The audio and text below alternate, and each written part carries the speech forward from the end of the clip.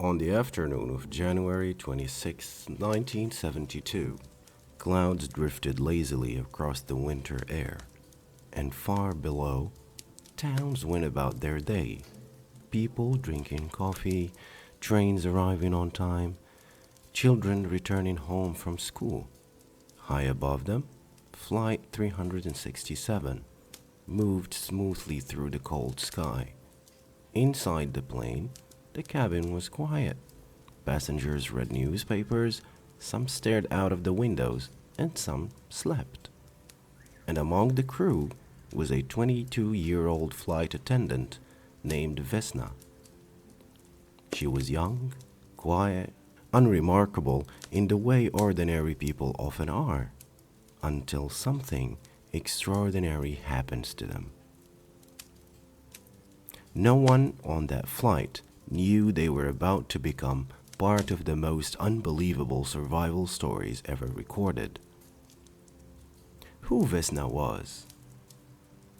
Vesna Vulović was born in Belgrade in what was then Yugoslavia. She was not adventurous by nature. She did not dream of danger or fame. In fact, she originally wanted to become a translator. But in her early 20s, she applied to work as a flight attendant for GAT Yugoslav Airlines. Not because she loved flying, but because the job allowed travel and independence. Ironically, she was afraid of heights. Friends later said Vesna was polite, responsible, and gentle. She liked music, reading, and quiet conversations. On the day of the flight, she wasn't even scheduled to be on Flight 367. A clerical mix-up placed her on that plane by mistake. A mistake that would change history. Flight 367 departed from Stockholm, heading toward Belgrade with a scheduled stop in Copenhagen. After takeoff, everything was normal. The aircraft climbed to cruising altitude over 33,000 feet, nearly 10 kilometers above the Earth. At that height, the air is thin, temperature is freezing, survival without protection is impossible.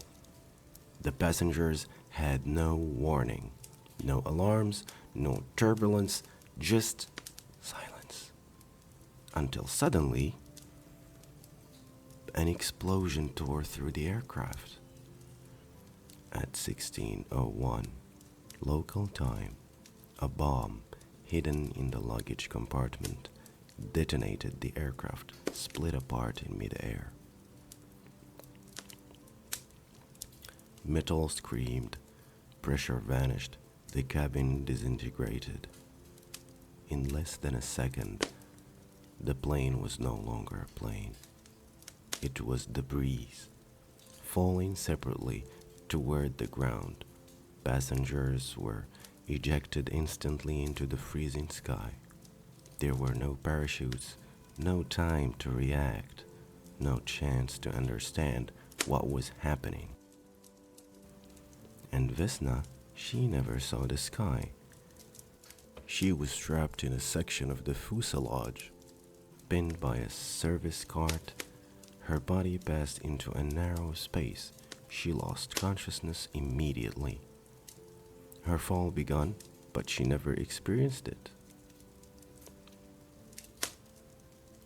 The section of the aircraft containing Vesna tumbled downward, not straight, not fast. It spun, slowed by air resistance, twisting as it fell. Below, a snow-covered forest spread across the mountains of what is now the Czech Republic. The wreckage crashed into trees, branches snapping, absorbing impact, then into deep snow. The fuselage fragment broke apart, but it did not explode. It collapsed, and inside it, Vesna remained alive. Barely.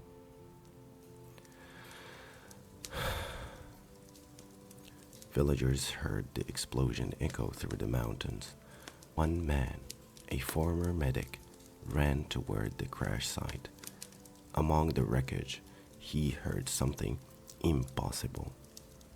breathing.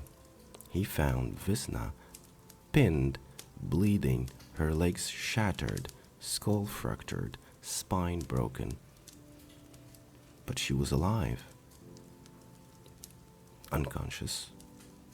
Rescue teams arrived. Doctors later said low blood pressure prevented fatal bleeding.